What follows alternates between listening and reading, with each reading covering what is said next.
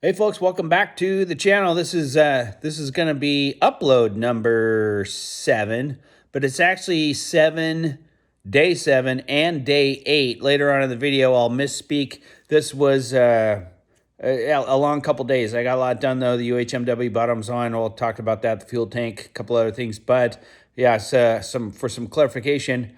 This is video number 7, but it's day 7 and 8. I'll show some of the UHMW going on, and that was pretty much yesterday, the true day 7 of work on this boat. And then today I got a little bit of rigging done, as well as the fuel tank built and kind of temporarily installed. Talk a little bit more about that, so enjoy the video. I'll do some voiceover editing in there to kind of explain what was going on as I did it. But thanks for watching. Again, hit that subscribe button down over there. Tell your friends how awesome these videos are. I have got some pretty good feedback from folks, so I do appreciate that. I've actually applied a couple things that I've learned about welding, so that's always here to hear those remarks. Yeah, anyway, here comes the video. I've never done a UHMW bottom before. We don't do them on our sprint boats, so this is kind of new to me, but I'm kind of treating it the same as my weld out sequence. These holes around the pump were all CNC. In fact, on the RSRacecraft kit, all these holes are pre-drilled and pre-beveled for the countersunk bolts to go into these. So I treated this the same way that I did my weld out. These were all already CNC matched to the pump. In fact, when I glued the pump in, I put 1/4x20 just regular old bolts straight through, and that pulled the pump up into there, let that glue set. Then I pulled all those bolts out because they were just regular old hex head bolts, and cleaned off the bottom to get ready to put the plastic on here. So I started with these bolts, bolt holes around the pump. So this first set of bolts are just the ones that are going all the way through the pump. They don't need to be tapped. They're already threaded into the pump, so it's just very quick work of putting the silicone on the bolts and then installing them. There are 24 of them though, so it takes a little bit. But anyway, that's what this little time lapse is of those bolts going into the pump. And then because the delta is nice and flat, I just started working my way up. These are all going into 3/8 plates on the bottom, so worked my way up those because again it's flat. These are all going to the 3/8 also, so I did those.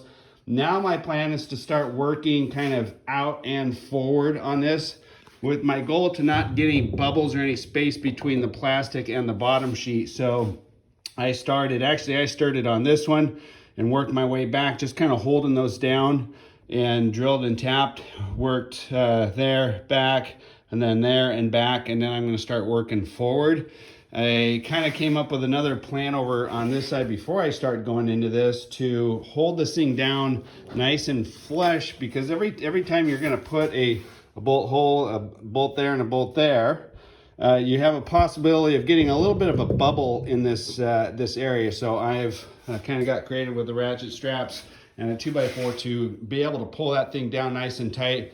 And same game plan. I'm going to start with this one, work back, move the 2x4 out here and do those, and then I'm just going to move the 2x4 forward, alternating back, left, and right, and work my way up, starting in the keel and working my way up and out on this as I'm attaching this UHMW. So this time lapse is showing a little bit more involved process to getting these bolts in, because they're not already tapped. You got to drill 17/64 hole in, then you tap it with a 1/4x20 tap, then you silicone the bolt, and then install the bolt. I did all those steps on every single hole before moving on to the next hole, because I didn't want the UHMW moving. So like I said, I did every hole completed, and then I'd move on to the next hole. That's why it takes a little extra long. I am using 1/4x20 Allen head, all stainless bolts, and I tried to do my best to measure depending on if I'm going through just the 3/8. These ones are actually going through the 3/8 bottom.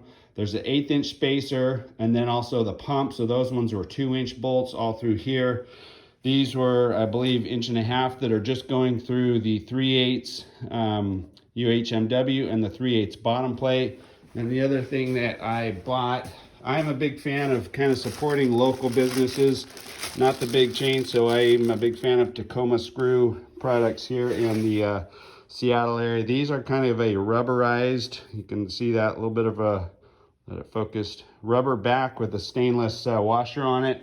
And then I'm going to put hex or just nylocks on the back of that. The other thing, I am using just a plain, simple, clear silicone. These don't need any adhesive, just a sealing product to help seal those bolts up so that they don't get any leaks coming in there. And I've have experienced that on my sprint boats, bolting like the roll cage and stuff through. I always silicone those bolt holes. Should be pretty watertight, but I'm absolutely impressed with the RS Racecraft kit. The way that everything is CNC'd and cut, everything is coming out super nice and flush. I'm so happy with that, just because there's no adjustments made. And yeah, I'm pretty happy with their kit. It's super impressive the way how easy this goes in and how easy everything is fitting so perfectly. One other thing that I like to talk about as far as the UHMW itself, on their instructions they say to maybe lay the plastic out in the sun. Well, our weather turned here in the Seattle area with this smoke and now fog. It's actually fairly cool. So I think that when the plastic, if you put it on cold, and think about this, if you attach it here and attach it here, put it on cold, and then it gets warm, that this is going to expand and you're going to get a bubble in there because it's going to be anchored down. You're going to get a bubble. If you warm it up and then put it on, and while it's already expanded, it's going to shrink tight. So you can see I haven't put the bolts in there, and you're going to get rid of any of those bubbles. So how did I do that? I've taken a still picture of a tarp that I threw over it. It's upside down in my garage, and then I just put a little space heater underneath my boat, let that kind of bake overnight. It didn't get exactly hot, but I think it warmed. I could feel the warmth in the plastic this morning when I came out. And I learned that trick from doing carbon fiber parts. I'd essentially make my own enclave by using those little space heaters underneath the tarp. Gets nice and warm. So that's how I kept my plastic warm. So here's the finished product. All its UHMW is completely bolted and installed. A couple shots of it. Turned out pretty nice. Pretty happy with it. Onto the fuel tank, and there's the lid there. Here's the base of it and some of the inside plumbing. One thing I've learned from my Jet Sprint tank building days is to get everything you can that you're going to have to drill holes into it or tap or anything like that. Get that done before you weld it together. For instance, that over there is going to be the sending units already just kind of tacked into place, drilled and tapped those holes. This was a much larger hole that came with it for some sort of a Yamaha. I had to fill that in, and I already welded the backside, back gouged it, drilled and tapped, and got it ready to weld. That's for the fill cap. And this over here is for the pickup lines that drop down into the bottom of the tank as well. So that's tapped or tacked in the back of the underside. These tubes here run pretty much all the way through the tank, and then they come out through these holes here, at which these are the hold down screws that are essentially going to go through those all the way down. And those get anchored into these holes here that we already have the nuts tacked into the back sides of those. So what I did here is just tack these into position, and these are just kind of baffles that are just have these tabs on there that are going to get welded on the back sides. Get those really just kind of holding everything together.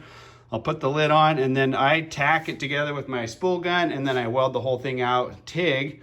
You get much better weld, much better, less resistant, I guess, to have any kind of pinholes in it. So this is the fuel tank. Here's the overall top look at it. The lid's about ready to go on, so I figured I'd show that to everybody before that happened. But like I said, the biggest thing is to get everything you can done so you're not drilling, capping, cutting anything into the inside of your tank to put little chunks of aluminum like this stuff all over my floor, because you'll never get it out. Don't care how many times you flush it, you'll never get it all out. So this time lapse of the tank build, I just kind of wanted you to notice that like the weld out of the main boat itself, I constantly move from one corner to the next, one side to the next, a fitting or one of those through pipes or the sending unit. I'm always moving around. I don't just weld all the way down a side and then flip it over. I'm constantly moving, so you keep the heat from getting built up too much in any one area. But like I said, I was extremely happy with the way that this weld out went. Even practicing some of my, whatever you want to call it, circular welds, going around some of those fittings is kind of fun, and those were turning out pretty well. I've got a thumb wheel controller on my TIG torch. It's taken me a while to get used to it, but it sure is handy for fabricating inside of boats and stuff like that. A pedal, I think, gives you much more control, but I've gotten pretty used to that thumb wheel. I do get a better feel with it with my torch hand being not having a glove on it. I have better control of the wheel. If it does get too hot, I sometimes will do that, but I definitely always wear a glove on the filler rod hand. Sometimes also use a second glove or a towel or something when the base material starts to get hot to rest my hand on and not burn the backside of your hand. So all kinds of little tips and techniques. I guess we're gonna call that the end of day 7 of actual work on the RSRacecraft Skookum13 kit here. Made some pretty good progress today. Did a little bit of rigging with the steering and the trim on the nozzle. Also finished the fuel tank. That went together very well. I was very happy with that. Like I said, I'm not a pro welder, but my TIG welds I'm very happy with those today, because I think the biggest difference for me today was just taking the time to clean them, acetoned everything inside and out of the tank before I started welding, so that all turned out really well. I'll turn the camera around and show you a little bit of what we got done. I think I already showed some of this stuff, but here back on the rear end, got the steering and the trim nozzle, the trim actuator lines all in. So that's a positive step to actually be putting some propulsion to this thing and getting the little pump on there. And here is the fuel tank sending unit. This is the feed line, and the fill is in the back. These are the system that RSRacecraft coming up for. Pretty cool. You essentially weld a tube all the way through it, and then you have the bolt down to the bottom. So this tank is solid. It's in here. It ain't going anywhere. This was the thing that I had to, the tank comes with a hole in it that I believe it's for a Yamaha fill cap. This is just sitting in here so you can see that, but so I had to weld in a smaller circle to make that work. The pump, I think that, hang on, let's jump up here. This thing is, yeah, it's all the way in there. And I guess that you have to get a shorter shaft. I'm not exactly sure why, if that's just too far sticking out, or if that's going to put the engine too far forward.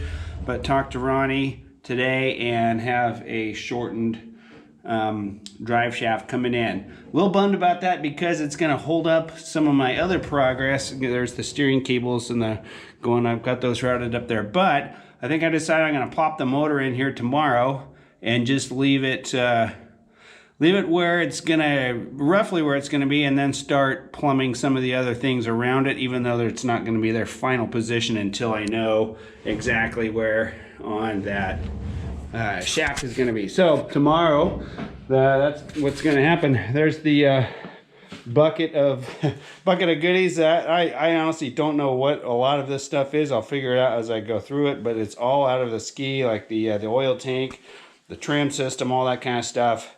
And there's the power plant with the ECU box and all that kind of stuff. So that thing's gonna go in tomorrow.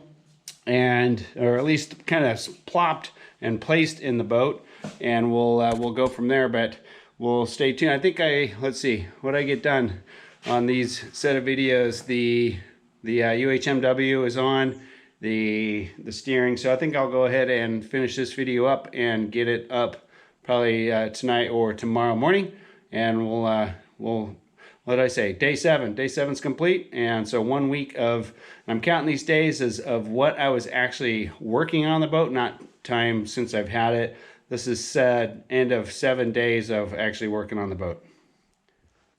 Well, that's about it for today's episode, if you will, of the build. Stay tuned here in the next couple days. I will be doing more of the install of the, I don't know what you want to call it, the systems that are going in the boat, the fuel lines, those kind of things, the ECU, the spark plug wires, all that kind of stuff, the exhaust.